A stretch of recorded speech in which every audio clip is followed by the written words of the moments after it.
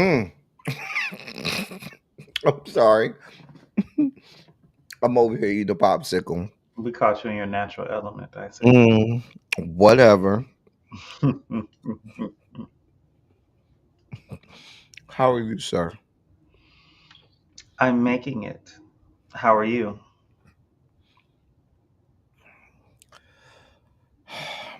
We're here. We're queer. Get used to it.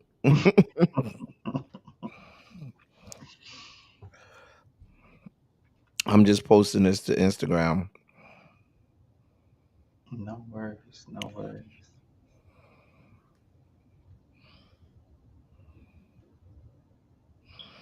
This is episode 15, ladies and gentlemen, of Red, Blue, and Black with your hosts, the beautiful, handsome, strikingly gorgeous Kamz, Hmm? and then little old me. How's everyone today? How is y'all doing? How are you, sir? I'm You just ready to get look. I'm just trying to stay under the radar, so I protect my paycheck. mm, listen. I'm upset at the fact that it's 28 degrees right now where I'm at in Atlanta. 28 degrees. It's 28 degrees, Cam. Why? It is 26 here, but it feels like 15. But my question is, why is Georgia 2 degrees warmer than Minnesota? That is a problem.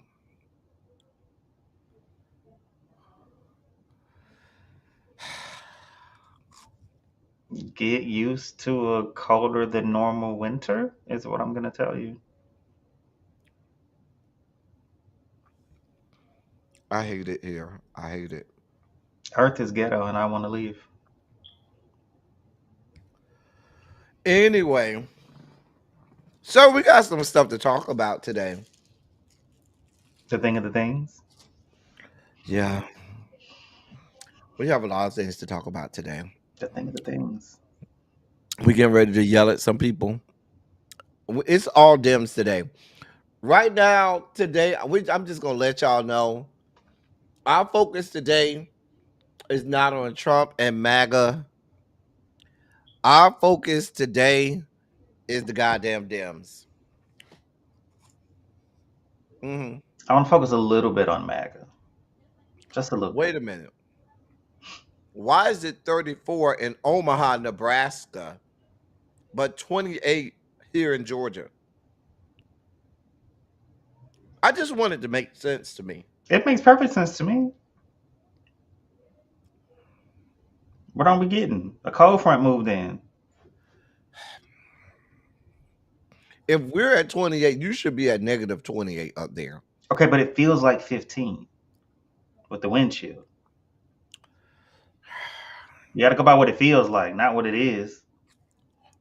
That's true because I done had some people tell me I'm an 8 and it feel like a 4. And I've had some people say I'm a 6 and it feel like a 12. So I'm with you. It's what it feels like. I wasn't going there with that, but okay. All right. I blame you for that. I did nothing to precipitate that response. So today, people, hey Xavier, you skipped my class earlier, but that's okay. I still love you.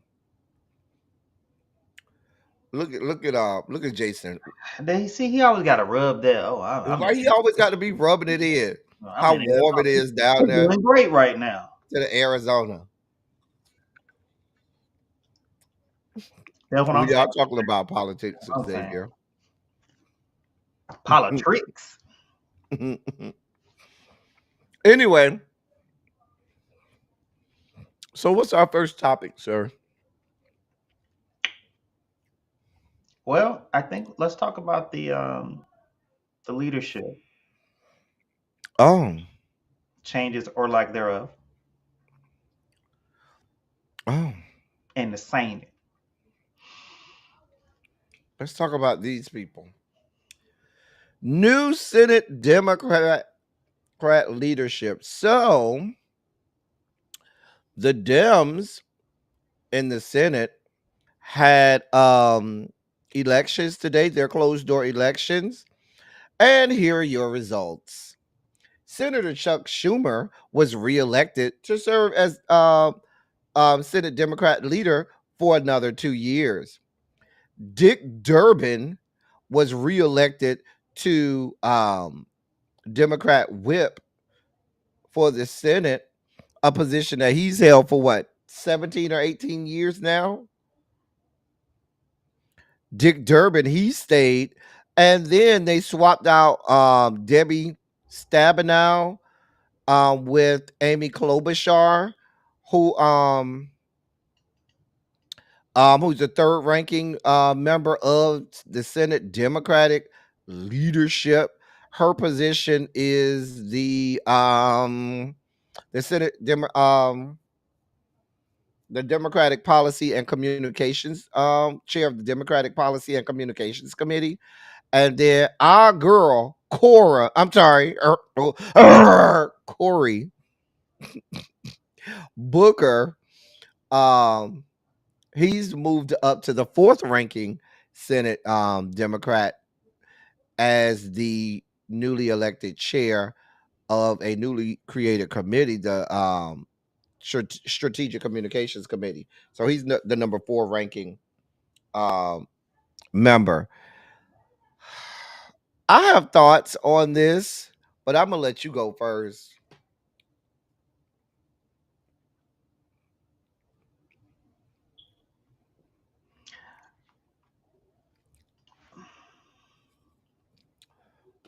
Sir. What's the definition of insanity? Mm. And then there's that.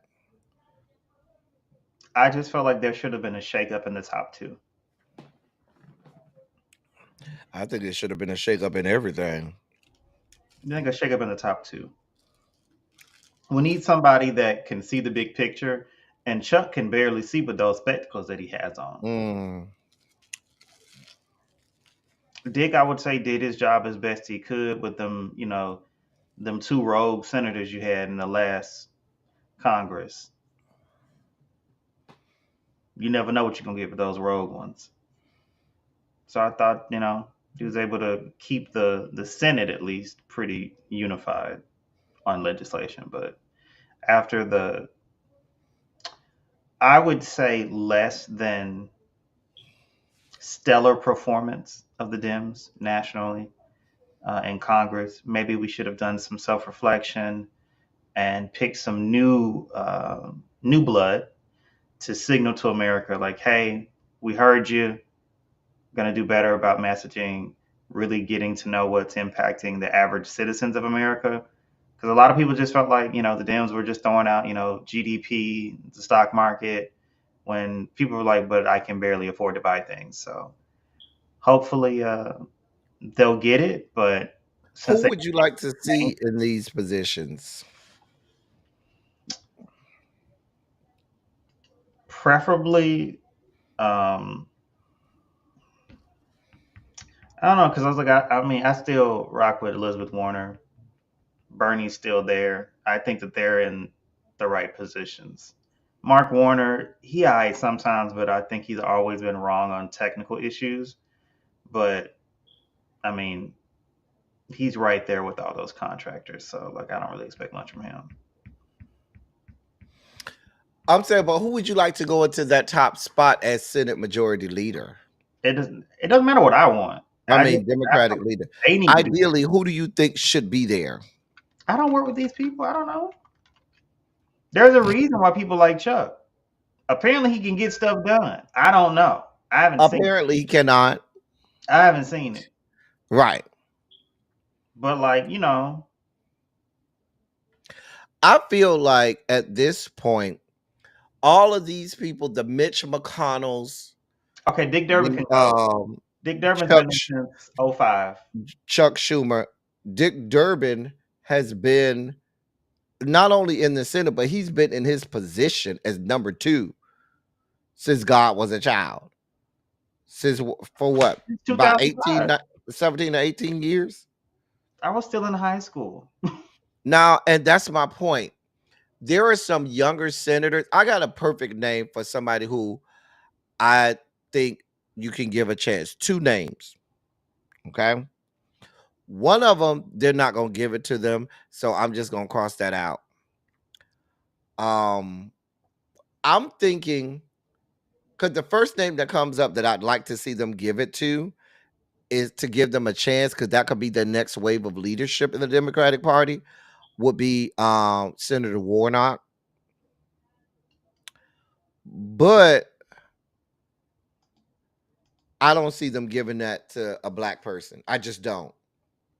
I just don't. Not a dark skinned one either. Right. With a black mama and a black daddy. Mm-mm. Mm-mm. Mm-mm. So I think who's a white guy, who's Jewish, who's younger, and who does have the ear of the progressives and still can play like he'll play nice with the establishment. Um the Warnock's counterpart out of Georgia, Ossoff. Ossoff. Mm. John Ossoff checks boxes. He's safe. He's clean cut. He's a white guy. He's Jewish. He uh, he um he has his ear to the black vote. Black people love him in Georgia. He can speak to the progressives and he can play nice with the establishment Dems. But at some point, the point that I was making earlier, Mitch McConnell, Chuck Schumer, Nancy Pelosi, all of these people, Jim Clyburn, at some point they were young and they were given the opportunity to have leadership positions. I don't understand this hoarding all of the positions for, perpetually damn near. I don't see the purpose in doing that. Yeah, and the person that I like, he's too old. I think Who? he's too old. Ron Wyden out of Oregon. Mm. He's been against like the warrantless wiretapping thing. It's been a thing that he's been saying if you have back doors, then nobody's safe. Um, I wonder what happened to Patty Murray because she was high ranking as well, and they basically done threw her off to the side. At one point, she was number three.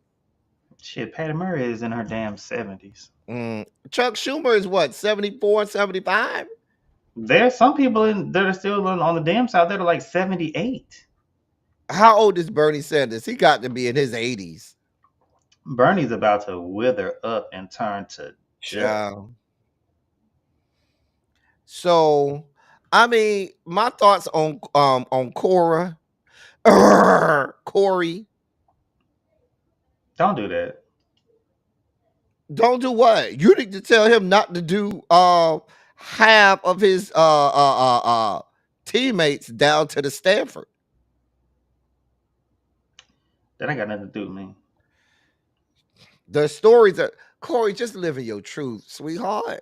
Living your truth. We know we don't care. You on the Democratic side. You ain't over Bernie there on the Republican side. Well, it would make more sense if you was on the Republican side. Bernie is still But not the oldest person in the Senate.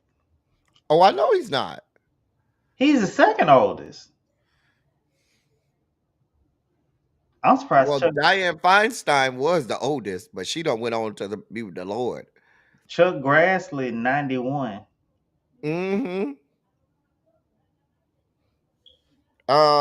And Grassley is Senate Pro Tem, isn't he? Probably for the Republican leadership. I mean, No, that's not Chuck Grass. I'm sorry. Oh God. What's this man name? He old as hell too. The Senate Pro Tem right now. He old as hell too. Why I can't think of this man name? Oh God. Um, The Senate pro temp is currently Murray. Not Patty Murray, unless it done changed because it was I'm talking about the 118th Congress. wait, so who was it? It was just somebody else.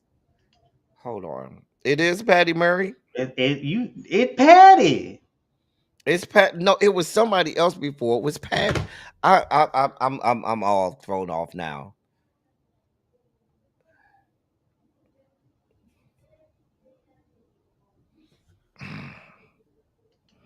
Hold on, let me Hold Leahy. on. Let me get this It was list. Leahy, Patrick Leahy before.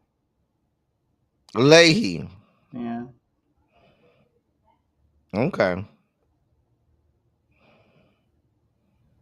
Because I Ooh. was like, I know how long Patty Murray been in there since 22. Yeah, it was Patrick Leahy. That's who I'm thinking about. How old is Patrick Leahy? Old as fuck. And he's 84. That's who I was thinking about. Patrick Leahy. Now he was But Chuck is still older than that. well, And you gotta remember no, Chuck no, Patrick Grassley. Leahy is older than older Chuck in his 70s. Chuck just look old as hell. Chuck in his 70s. I know he in his 70s. Chuck is not in his goddamn 70s. You can't tell me Chuck nobody Schumer aged is that. in his 70s. I know that. Charles Grassley is what? Charles Grassley, not Chuck Schumer. Charles. Oh. Because Grassley's 91. Mm. And he was just Senate Pro Tem like before When Mitch before, McConnell was yeah. majority leader. Yeah. Yeah, I was thinking about Senator Leahy. Senator Leahy looked like he's knocking at death's door. He looks like he's between 80 and death. I could see that. Chuck is 74. I told you Chuck was in his 70s. He just looked old as hell. Child. I'm talking about Grassley old ass. Here's my thing. Here's my thing. He's been a senator longer than I've been alive. Who? Grassley like got elected in fucking 1980. So did Mitch McConnell.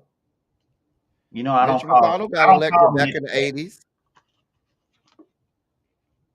Mitch McConnell been there since the 80s. You know, I don't call him Mitch. It rhymes with it though.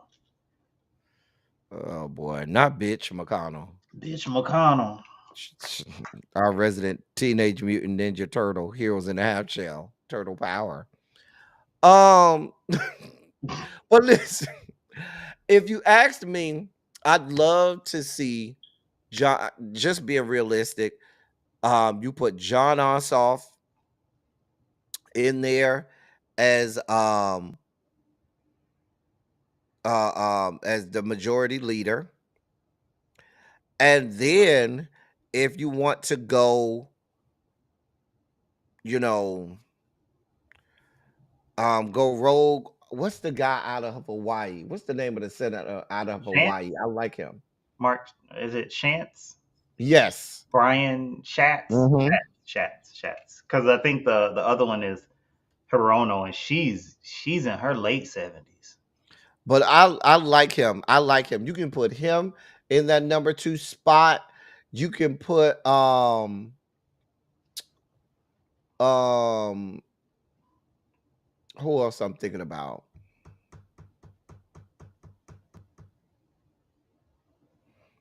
Shats, yeah. Who else I'm thinking about? I like him in that number two spot. I'm trying to think of who else. Because if I go way too progressive, they're not going to go for that. They're not ready to go way too progressive yet. So Warren would never get in there. Um, what a name out of You want Illinois would never get in there. Duckworth shooting? What about Mastor Rosen out of Nevada? Masto maybe, but other one barely won. I'm just thinking about like the state. As long as it's not super. Super progressive. Like, I would love like a Tammy Duckworth, but they're gonna say Tammy Duckworth out of Illinois. That's what I'm thinking about. Tammy. They're gonna say she's too progressive, and they're never gonna go for somebody ultra progressive. Um, Not with some of but the older Dems that you have in there. huh? A lot of these, Democrats are just, I mean, I would call them Republicans pre MAGA now, to be honest. Right. Oh yeah. Oh, I'm with you. Oh, I'm with you. I feel like the window just moved to the right and nothing counterbalanced it by moving to the left. It didn't just move to the right. It's been there for some time since the Freedom Caucus came in. Since the Tea Party, Republicans, and Freedom Caucus came in, the Dems have moved full swing to the right. They don't give a damn about progressive issues, which is a great seg. You know what? That's a great segue. That's a great I'm segue. trying to think of who else I would want up there. Uh, Like all of the people who I would want up there, I would I it's would too take I would early. take Cantwell It's too. out of A lot Washington. of these freshman senators, I want to see them in positions of leadership, like Lisa Blunt Rochester. I'd love to see her. I'd even like to see also Brooks. Um, I'd like to see Ruben Gallego in some position of leadership, only because that could, help maybe with the losses that they had within the Latinx community. Um, I'd love to see Warner in there, but he too dog. T2 Dog. Yeah. I mean, we're here now. Let's Xavier, I mean, you're right though. It is hard to choose because you're looking at, let's segue into the next topic. I mean, we're already there. The delusional Democrats. how I feel about this man, his damn haircut. You see that hair. But I think Ruben Gallego would be a good pick. I think he'd be a great pick. Um Not Schiff. Not oh Schiff. God no. Oh God no. Um Now you know who's real quiet. Sometimes he rubs me the right way, and sometimes he doesn't. Senator Heinrich out of New Mexico, but and he's not that old. He's only 53. Only. Come on. That's That's young for a senator. But Senator Heinrich, I like him. So let's talk about these delusional Democrats. So let's get into it. that is your boy, Don't look at my boy. your your boy Jamie Harrison, who is about to be the outgoing chair of the DNC, and he said he's not seeking reelection. So he put out a memo today that was just delusional as hell. Just delusional as hell. Now, I am on record for those people who have been following me going all the way back for years now. When, remember, he ran for the Senate in South Carolina and lost to Lady G. And this was right after all of that stuff came out about him being Lady G. And he still lost.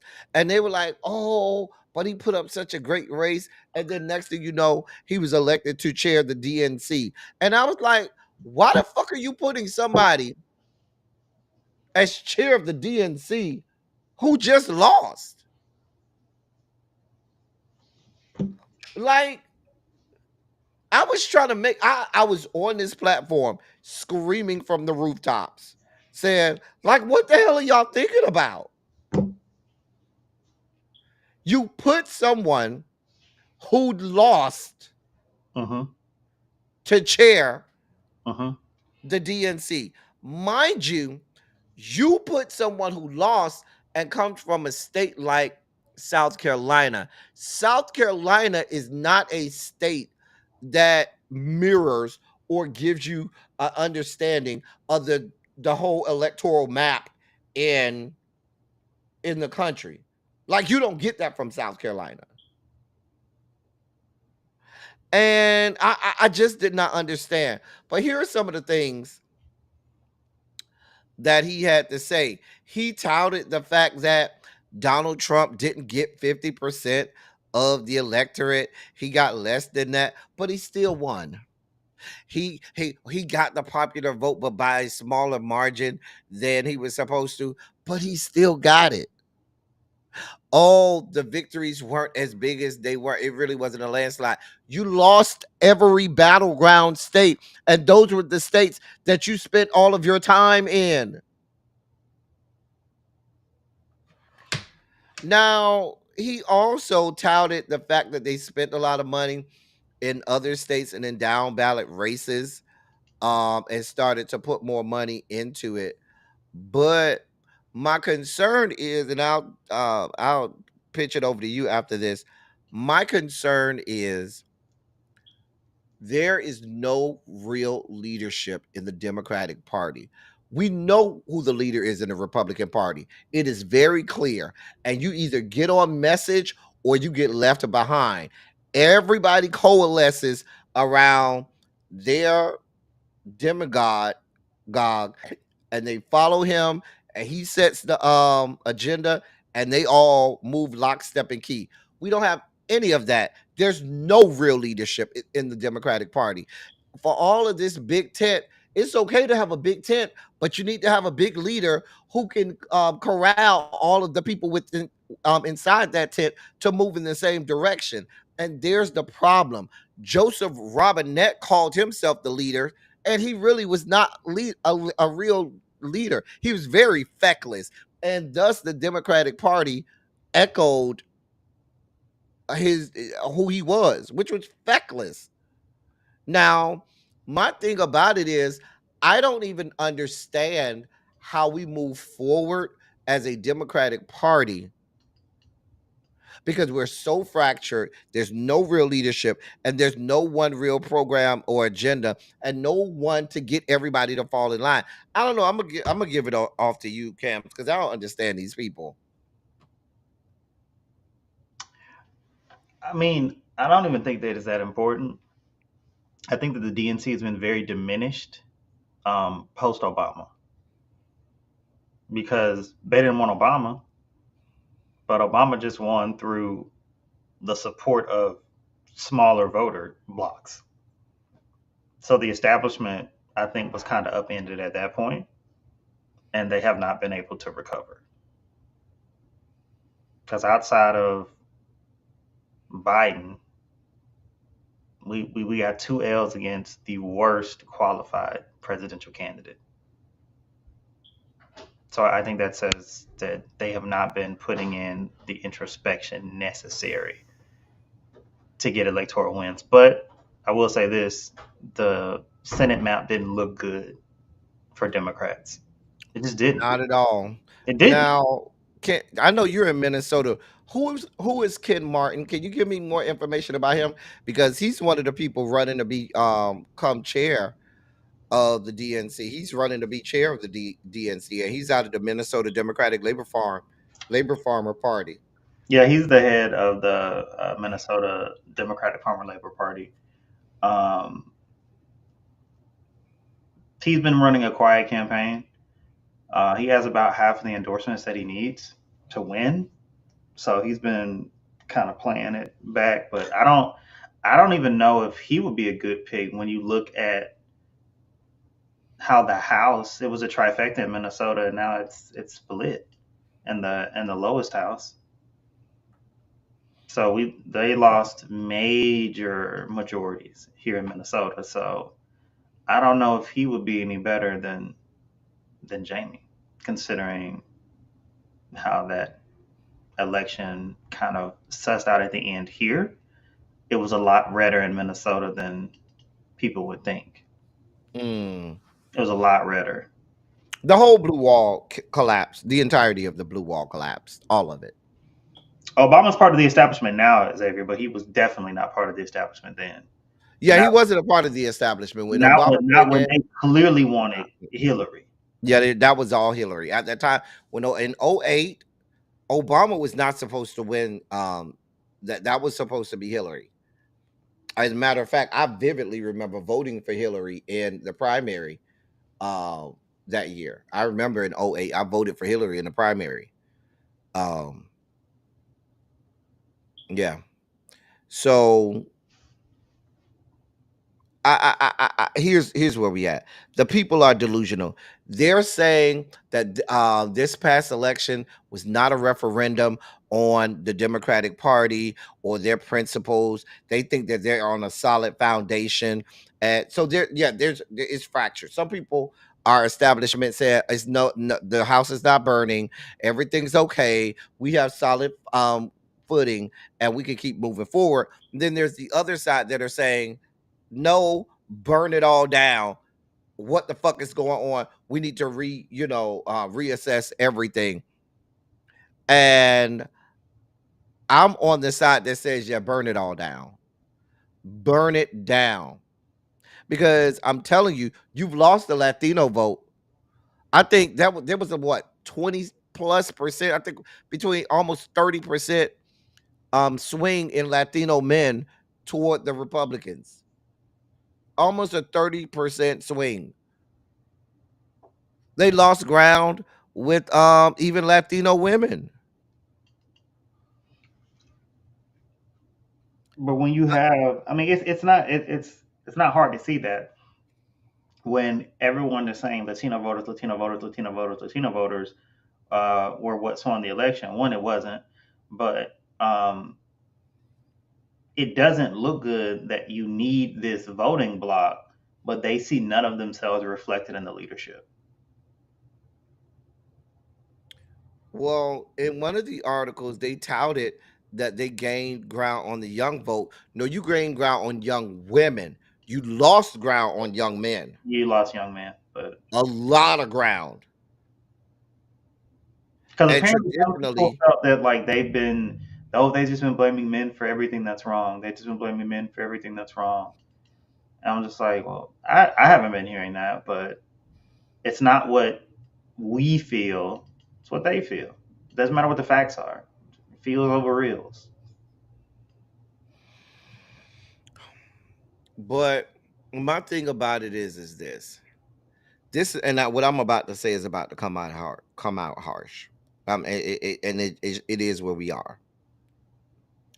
What we need to understand with on the left is you have to play by the rules set before you.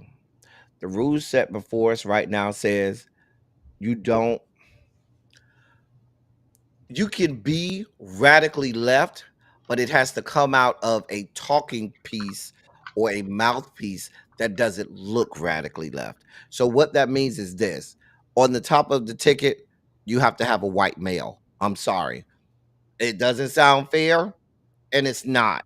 But I'm gonna be realistic because we could talk about utopia and how we'd like it to be, and then we could talk about winning. Now, you're gonna have to have a white male, period. You're also going to have on the Democratic side, you're gonna have to have a couple things. This white male must be under 60 years old. He can't be under 60 and look like he's 80, like Tim Walz. I love you, Tim Walz down, but you're what how old is Tim Walz? 59 59, 60, something like that. and looks 89. It's let's just talk about this, Dems. You're gonna need to have a white male who's younger, meaning under 60, preferably around 50. Give me a white male. Maybe I go as low as 48. and maybe I'll go as high as 55, 56. But give me a white male around that part, that age range, and he has to look the part. He needs to look like he has energy. Okay, that's one. He has to be straight, married with children, and yes, he's going to have a white wife. I'm sorry, this is coming off harsh, but we're playing the game. How We about a got to play the baby male game. mulatto? Now, if you want to be inclusive, you could be inclusive with your VP pick. But the top of the ticket, I'm just telling you how these people are. For the male vote, it's gonna have to feel like one of their homeboys that they can go um and not drink a beer with. That's old white people. Go have take a couple shots with. Who's gonna go and know the cheat codes for Minecraft and Halo. You got to be able to talk these people language. Who has social media presence. Think about Barack Obama. Barack Obama had presence. Just think about it. He had a presence about him. He had something that was charismatic about him. Yeah, brown hair is about as ethnic as we can get, Yeah, that's about it. and slightly full of lips. Because you're doing too much, they start questioning. Yep. So then what you're going to have is somebody that can do that, right? And then have somebody that can. Here's what you're also going to have to do. Don't even address the progressive issues. And I'm a progressive myself. During the campaign, don't even address the progressive issues. Wait until after the elections. After the elections, we go on balls to the wall. If I only do one term, good. Oh well, I got it all out. But you go some things you gonna have to be quiet about. For example, what did I say when Kamala Harris first got elected? What was the one thing I said? Don't talk about that. Avoid it. Always spin and talk about something else. That was Gaza. I kept saying that. And I knew as soon as she opened her mouth up about Gaza, it was all over.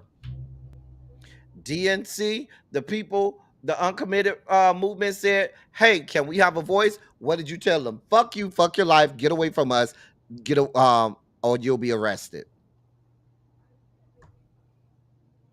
What did you say to young voters? Oh, shut the fuck up and go to class. We don't give a damn that you're protesting about what's going on. Shut the fuck up and go to class. To be fair, that was more what I said. But that's what the actions of the Democratic Party said. That's what it said. Well, a lot of people took their ball and they went home. So I think one thing that they really need to focus on with their new platform, whatever that may be, in these future elections, you got to look at what what has historically been Democratic strongholds. What are the specific populations that we've lost?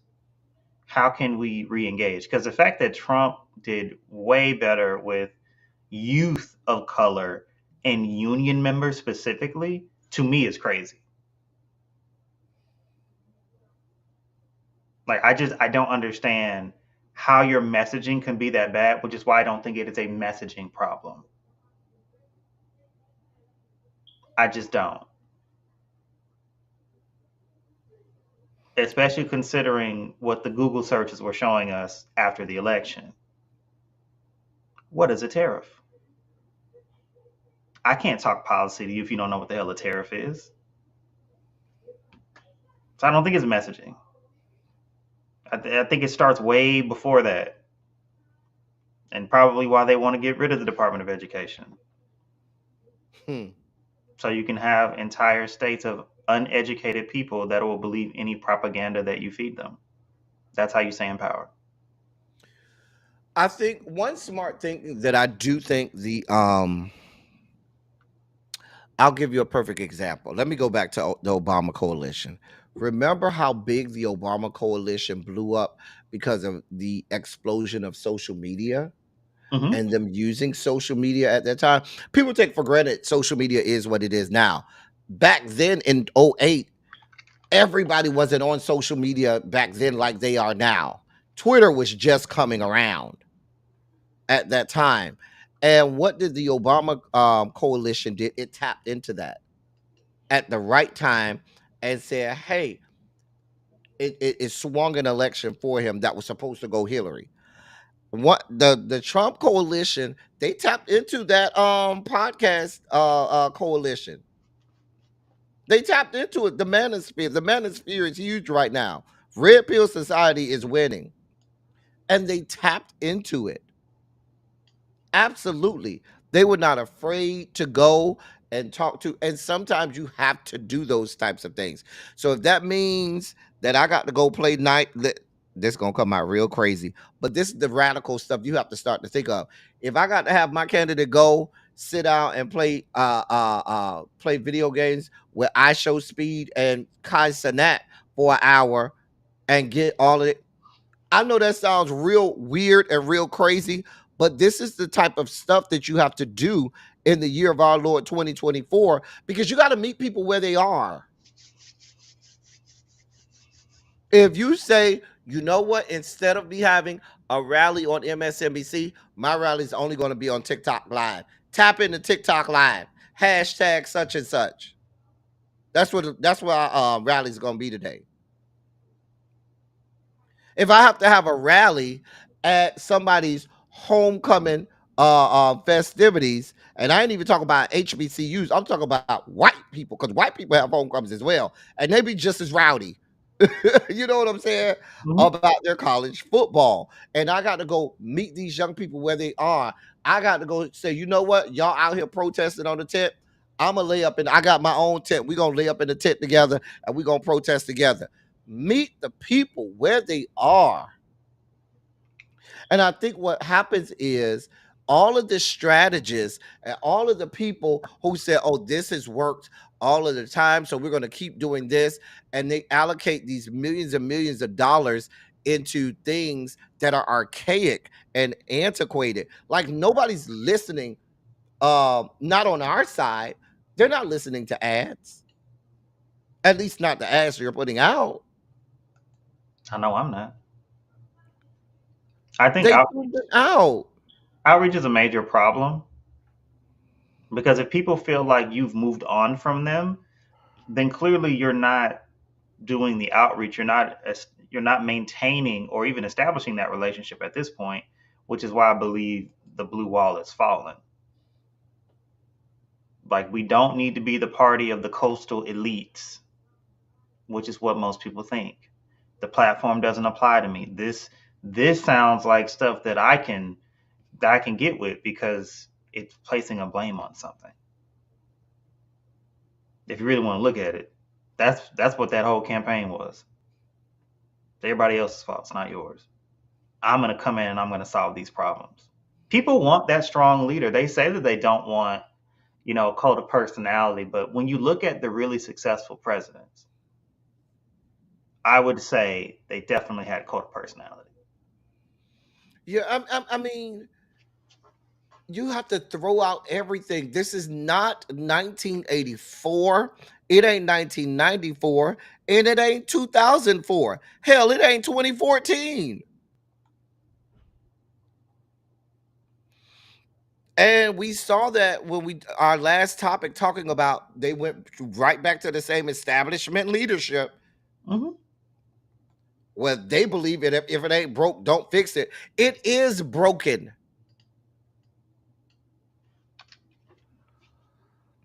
Like But then the and question is once like the struggle that we had earlier, though, Teddy, when you're trying to pick these leadership positions, like we're trying to what do we really have? well, I'll say this, and I said this at the time, and I'm gonna say it now. What we did learn is that there are a pool of people who we can tap into for leadership. Are the Dems willing to do that? Now, Say what you want. Josh Shapiro is sitting there, and Josh Shapiro gives you that same bravado and brashness that you get out of Trump. He'll go on screen and cuss at you. He gives, it's all about the feelings for these people. These people are unlearned. And I'm not talking to y'all in the chat, but I'm talking about a lot of people in the electorate. They're very ignorant to politics, civics. They're very unlearned, very uneducated. So for them, it's all about how you make them feel in the moment. And if you can make them feel good in the moment, you got them. Yeah, I'm hooked. I'm just saying. I keep telling you, feels over reels every day. And everybody's going to have to fall their ass in line. And everybody talking about Bernie's, he's non-establishment. He's non-establishment. Bernie's been there how long?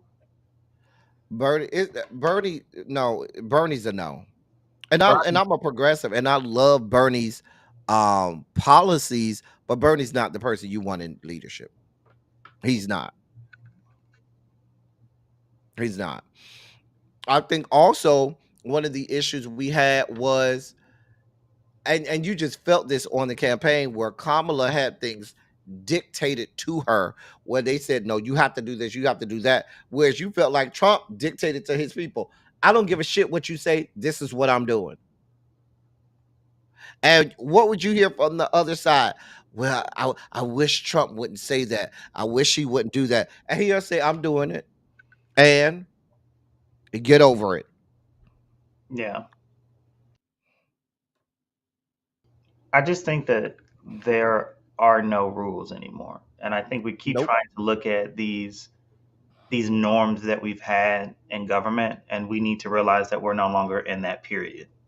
This is a newer, modern period where things that we've taken for granted, things that have been unspoken, are being undone. So I think the playbooks need to change in real time. And with this DNC, um,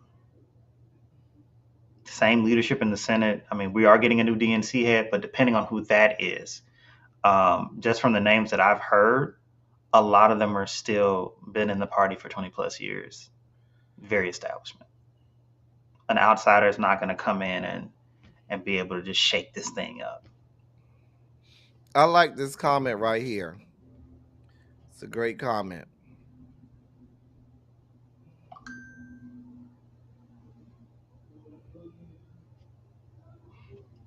I just, I mean, to me, I just feel like you have to break. Listen, you can't make an omelet without breaking an egg. You got to break the egg. And what I'm afraid of, and I say, if y'all remember, now I keep saying, y'all who follow me know. Remember when Nancy Pelosi was in power and she kept saying at some point I'm gonna come out. What did I say? I say if Hakeem Jeffries is the heir apparent, that does not bode well for the Dems. And I love Hakeem Jeffries. That's my frat brother. Love him to death. But Hakeem Jeffries is an establishment Dem who falls in line with everything that's been going on. And that's not going to win you elections. The people don't want to hear that same stuff. Now you can fall in line and go back to established rules of politics and rules of engagement once you're in the seat. But in elections, all the gloves are off. And I think y'all fall in line too much, even in y'all, even in when you're in the seats in how you politic, because the Republicans throw all of the rules out of the out when they're in power. They throw all of the rules out and don't give a damn and get shit done. And you bastards get in power and can't get nothing done.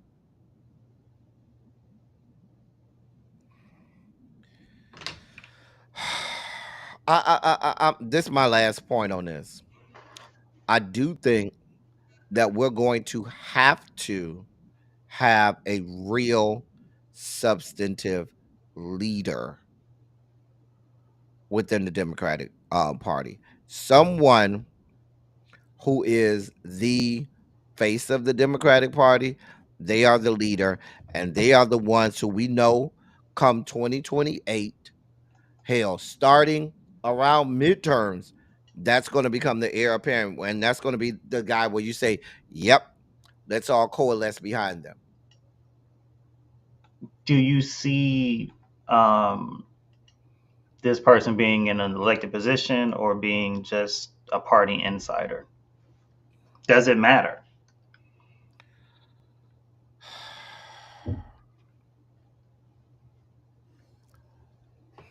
I don't think it matters. I don't think it matters. But I think whoever it is over the next year, over the next 2 years, they're going to have to be vocal. They're going to have to be the anti-Trump. They're going to have to be the one screaming from the rooftop, ringing the alarm, even calling out the Democratic Party, even calling them out and saying, no, no, you're too weak, you're too soft. They're going to have to start now. I'm looking at our. And I say that because we have a midterm election coming up, and you want to start to show even through the midterm elections that okay, the tide is changing, because you're going to have to amplify all of the horrible things that are going on over the next 2 years leading up to the midterm elections. Why? Because people think about the midterm elections and they're only thinking about Washington, D.C. Most states have their gubernatorial elections um, in 2026. Most state legislatures will be up for grabs in 2026. So this is the time, all of 2025 and going into 2026, to flex. Whoever is the heir apparent, if you think you're the next man up, it's time for you to flex over the next year and a half, going into the next 2 years, going into the 2026 elections. I'm trying to look, and really, who has any sort of notoriety or star power? Everybody talking about AOC, but she doesn't even have support within the party. Not from the establishment.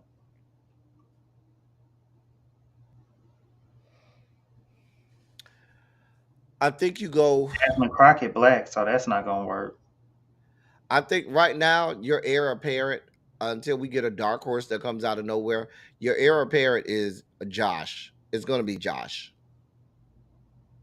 because you got to have somebody that can stand in the paint and stand in the octagon and go toe to toe verbally. I would have said Jared Moskowitz, but how he voted on that nonprofit bill. Nah. I don't need somebody that's clean cut and soft spoken. I need somebody that can speak to the people.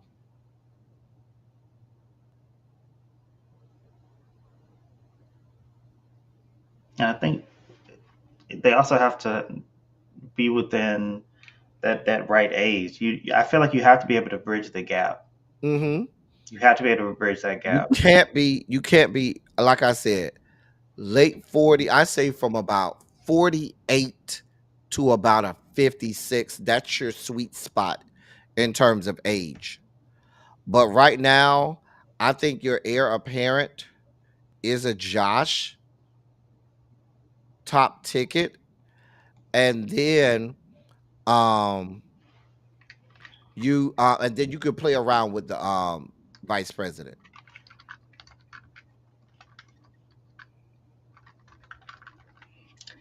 You could have watch this. Here's what you might can do. Um you could have a Josh at the top of a ticket, and you know who you have at the bottom of the ticket? You have either someone like a what's my boy name? Joaquin Castro or Senator Ruben Gallego at the bottom of the ticket. I can see it.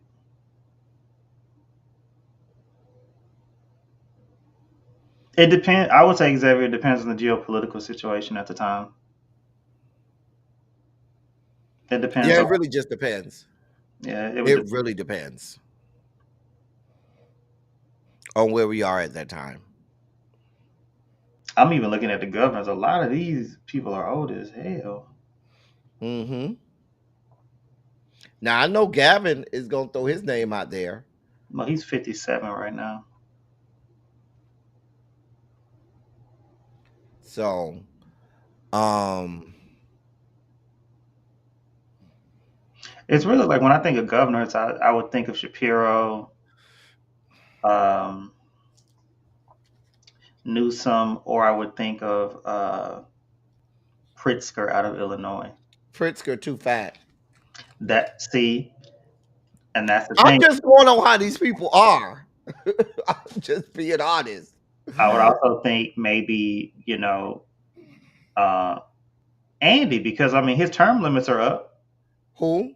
Andy Bashir. Oh, Andy. I love Andy, but Andy's too soft spoken for the top of the ticket. Now you know I love me some Andy Bashir. I love him as a politician. I really do. I think he would need to be more. Will Andy Bashir's translate to other areas outside of Kentucky? And that's what you have to contend with. We ain't got no. We don't really have nobody. Young nobody. But like I said earlier, you're gonna have somebody that's the anti-Trump that every is screaming from the rooftops about every horrible thing that's happening all across this country and all in the government for the next 2 years. They have to do that.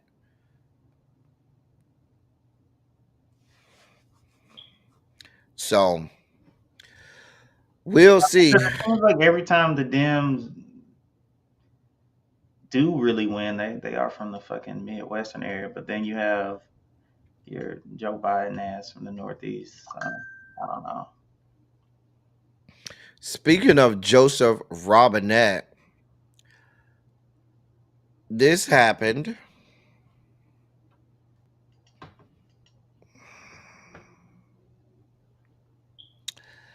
Well, he's pardoned his son.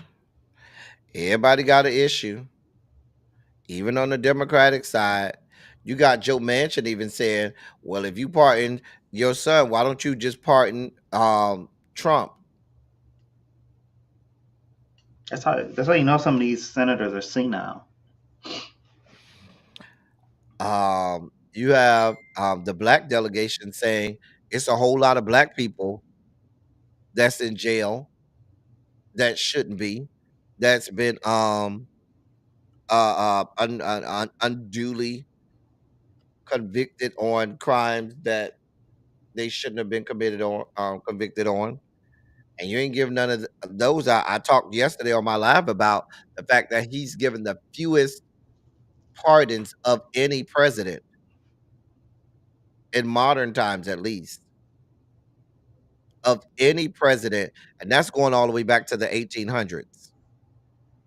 The fewest, and you screamed to us for the last 6 months that you would not pardon him. So you look like a liar, but we're used to you being a liar because you've been lying to us about Gaza and the Middle East as if you cared about that. Anyway, I said yesterday, I don't have no problem with you pardoning your son, but it's a whole lot of other people that should be receiving pardons as well.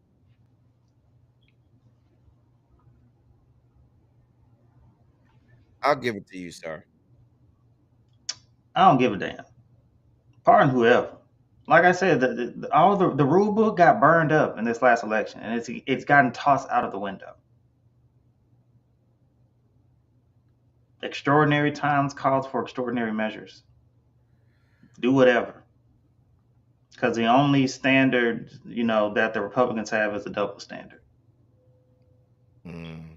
And the Democrats, I mean, they'll tear their own apart anyway. So I'm not really impressed by Democrats as like they're a cohesive, unified party. They're not. They're very fractured. Well, we know the Dems ain't shit. Do my thing about it is this. I want you to I just want you to keep the same energy, okay? I want you to be fair about this. Now they're speaking to how this is going to tarnish and ruin his legacy.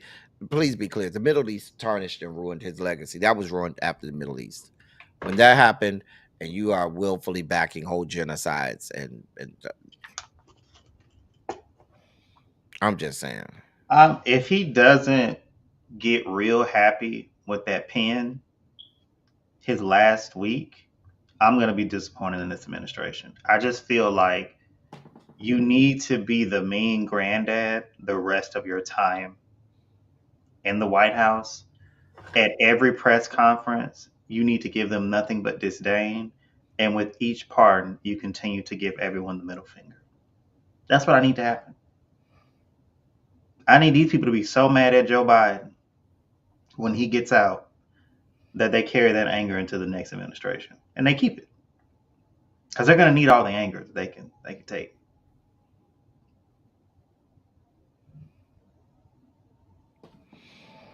Well, all I know is they have about a month and a half. I need to see some judicial appointments. I need to see some pardons. I don't think he's gonna do no more pardons. He's weak. And I feel like even with the What? appointment, What he is? he's weak. Because why the hell is Merrick Garland still in your administration? Exactly. And I even feel like with these judicial appointments, the Republican Party is going to do everything they can to stymie all of this. And instead of Chuck, which is why Chuck Schumer shouldn't have been reelected, but instead of Chuck Schumer and the Dems ramming it up their asses with no lubrication, they're going to sit back and say, "Oh, well, we're trying," and they're putting all of these procedural measures in place. Please be clear: Mitch McConnell and them boys never let y'all get in their way. When good old Teenage Mutant Ninja Turtle McConnell was in there, did we ever hear McConnell complaining about anything that the Dems did? He never did. He was like, "Oh, we're doing this. Uh huh. Are we are." But anytime they're in power, well, we're trying, but it's the other side.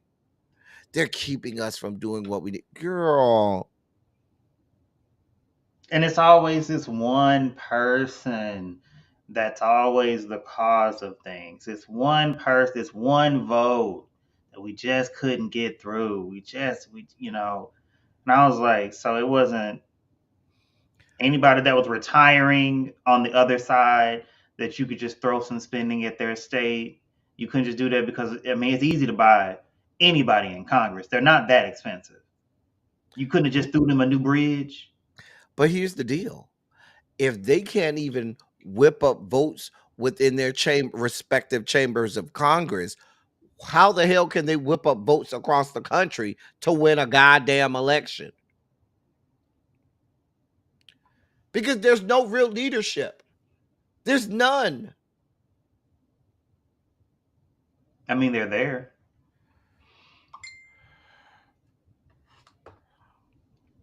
They're there. That's all I can tell you.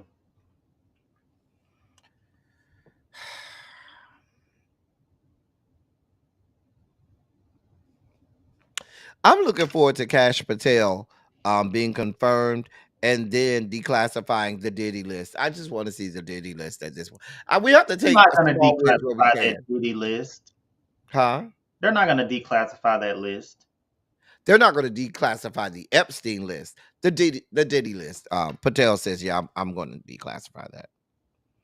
All I'm saying is that there's people in this upcoming administration that are going to be on that list, allegedly. It will behoove them to not release that. That I know, but they'll release that before. They don't mind. Well, they'll give you some of the info, but not all of it. They don't mind feeding on their own. They'll just find another one. And they are the party where you can be a convicted felon and still win. Look, Joe, as long as it's an official act, Joe can do whatever he want to do. Sure can. Yes, he can.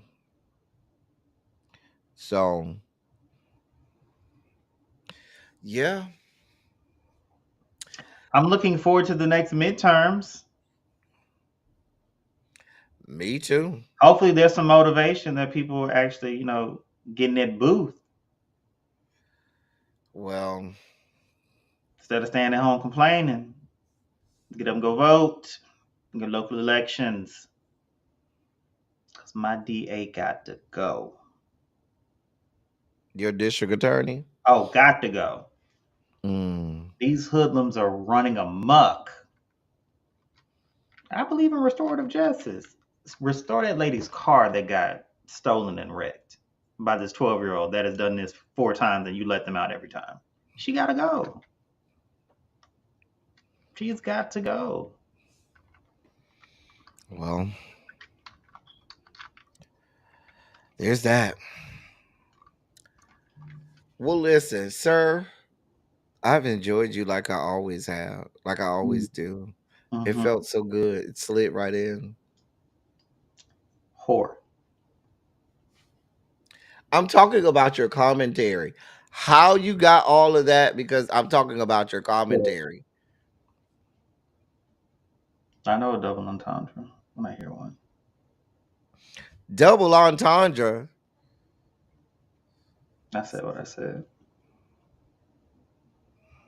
Whenever I hear somebody say double entendre, I think of Jackie's Back. Entendre, entendre. I love Jackie's Back. I need to go watch that. Yield, yield, yield. Come on, don't hit me with your love. Got the urge, I want to merge. That's what I'm thinking of. That was a funny ass movie. I'm sorry. What you talking about, Paul? I'm talking about his commentary just slid right in so effortlessly. Nah, Fit like a glove. On that note, Tracy says she feels like she's eavesdropping on a private you're conversation. not eavesdropping on nothing.